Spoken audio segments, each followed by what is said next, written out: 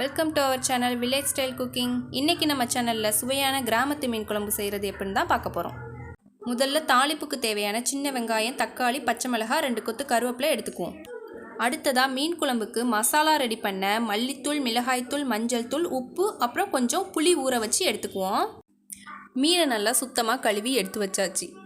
இப்போது அடுப்பை பற்ற வச்சு மண் சட்டியை எடுத்து வச்சாச்சு. தேவையான அளவு எண்ணெய் ஊற்றிக்கலாம். எண்ணெய் நல்லா காஞ்சதும் வெந்தயத்தை சேர்த்துக்கலாம். வச்சுருந்த கருவேப்பிலையை நம்ம சேர்த்துக்கலாம். கருவேப்பிலை நல்லா பொரிஞ்சு வந்ததும் சின்ன வெங்காயத்தை சேர்த்துக்கலாம். சின்ன வெங்காயத்தை போட்டு மீன் குழம்பு வச்சோம்னா குழம்பு ரொம்ப டேஸ்ட்டாக இருக்கும்.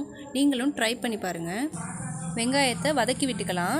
இப்போ வெங்காயம் வதங்கி வர்றதுக்குள்ளே நம்ம மசாலாவை ரெடி பண்ணி எடுத்து வச்சுக்குவோம். குழம்புக்கு தேவையான அளவுக்கு உப்பு சேர்த்துக்கலாம். 3 ஸ்பூன் மல்லித்தூள் சேர்த்துக்குவோம். 2 ஸ்பூன் மிளகாத்தூள் சேர்த்துக்கலாம்.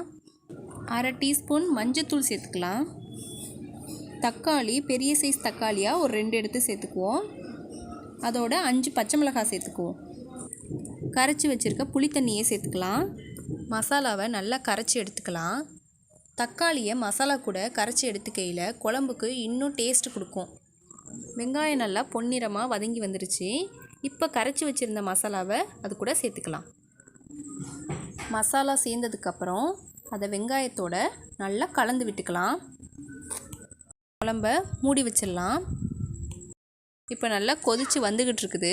தூளோட பச்சை வாசனை போகிற அளவுக்கு நல்லா கொதிக்க வச்சுக்குவோம். பார்த்திங்கன்னா தெரியும், குழம்பு நல்லா கொதித்து எண்ணெயெல்லாம் திரண்டு வந்துருச்சு. நம்ம கட் பண்ணி வச்சுருக்க மாங்காவை சேர்த்துக்கலாம். மீன் குழம்புக்கு மாங்காய் போட்டால் நல்லாயிருக்கும்.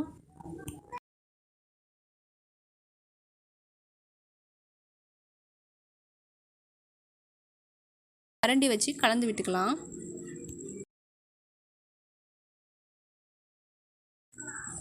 மாங்காய் சேர்த்து 2 நிமிஷத்துக்கு அப்புறம் மீனை சேர்த்துக்கலாம். நான் இன்றைக்கி பாலக்கெண்டை மீன் எடுத்திருக்கேன். நீங்கள் இந்த மாதிரி ஸ்டைலில் எந்த மீனை வச்சு செஞ்சாலுமே நல்லா இருக்கும்.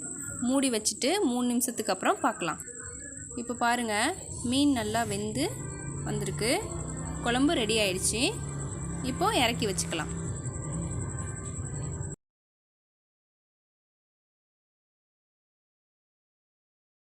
சாப்பிட்டு பார்க்கலாம்.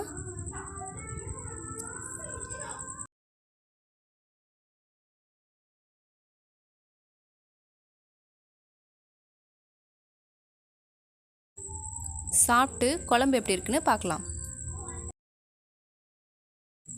குழம்பு ரொம்பவே டேஸ்ட்டாக இருக்குது. நீங்களும் ட்ரை பண்ணி பார்த்துட்டு கமெண்டில் சொல்லுங்கள். பிடிச்சிருந்தால் லைக் பண்ணுங்கள், ஷேர் பண்ணுங்கள், மறக்காமல் சப்ஸ்கிரைப் பண்ணுங்கள்.